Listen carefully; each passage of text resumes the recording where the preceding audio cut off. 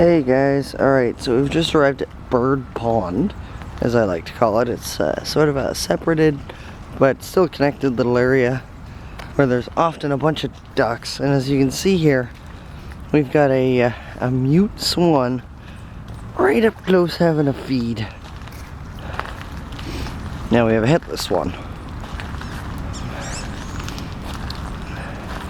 Now I don't want to get too close because we're obviously wanting to avoid any kind of interaction as much as we can, but there you go, one hungry mute swan, some Canada geese, and our ubiquitous little friends, the American coot, right there. Cute little birds.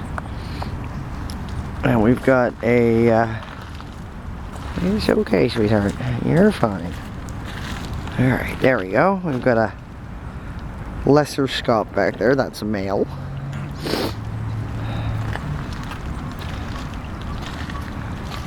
Swan's getting a little bit interested in me now. I'm going to move over. And here we have some lovely wood ducks. Aren't they beautiful?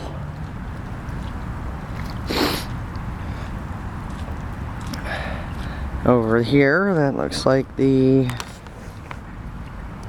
females of the lesser scaup. So there you go. A few of my little bird friends for you.